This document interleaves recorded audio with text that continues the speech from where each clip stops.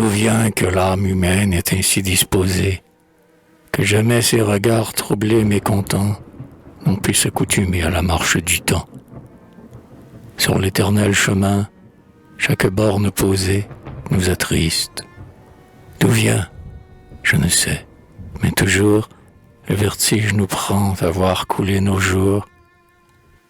Si vous reparcourez l'enclos, votre enfance, aspirez l'existence et l'air par tous les sens.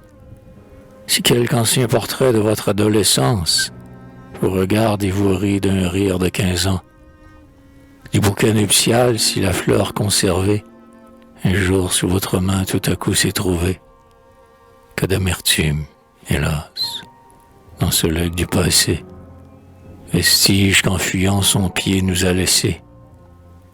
Et qu'est-ce donc, quand l'art sous sa forme savante, enfermant les pensées qu'en notre âme il a lues, de retrouver, nous morts, notre image vivante, et de recompter là, tout pâle d'épouvante, ces battements du cœur que nous ne sentons plus.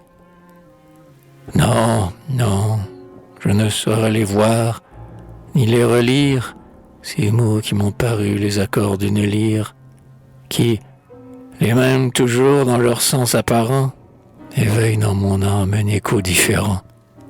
Et qui peut, corrigeant le travail d'un autre âge, sur un métier nouveau remettre un vieil ouvrage? Au mien, beau seulement de ses fraîches couleurs, j'ai manqué bien des points, j'ai gâté bien des fleurs, je le sais, mais comment en ressortir les soies? Je n'ai plus de ce temps les douleurs ni les joies. Puis d'ailleurs, à quoi bon retirer du chemin quelquefois échappé à ma novice main? La route sur mes pas autrefois parcourue, aujourd'hui, j'en ai peur, sera bien plus courue. Songez-vous qu'en 6 ans passés, chaque saison accueillit tour à tour sa funèbre moisson, qu'en 6 ans, les soleils qui se suivent sans cesse ont vu fleurir l'enfance et mûrir la jeunesse, que nous avons compté, parmi leurs jours pesants, 3 jours où notre France a vieilli de 10 ans, que la tombe a triplé sa proie accoutumée. Hélas, combien sont morts de ceux qui m'ont aimé?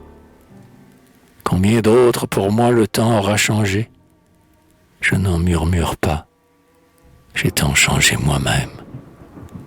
Force est bien d'obéir à cette loi suprême, mais où retentiront mes chants découragés? Mes amis, où sont-ils? Notre mobile race, de 10 ans en 10 ans, renouvelle sa face. Que pourrait demander de faveur ou d'appui le poète d'alors au public d'aujourd'hui? L'homme des jours présents ne va plus, solitaire, les yeux perdus au ciel, baissés vers la terre. Tous ont serré les rangs et marchent de concert, comme la caravane au milieu du désert. Pressés par le besoin, poursuivis par l'orage, chacun tient l'œil fixé sur le but du voyage, et, d'un instant perdu connaissant la valeur, craindrait de se baisser pour cueillir une fleur. Aussi ma barque part avec peu d'assurance, et, de peur de sombrer, s'allégeant d'espérance, le monde, en commençant son fugitif sillon, comment on saluera son léger pavillon? Je l'ignore, mais je crains.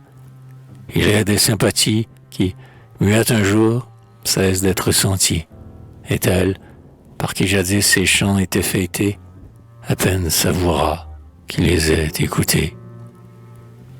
Avez-vous souvenir, à l'âge où tout enchante, d'une voix qui vous plut, voix timide et touchante, qui, pleine d'harmonie et de séduction, répondit la première à vos émotions?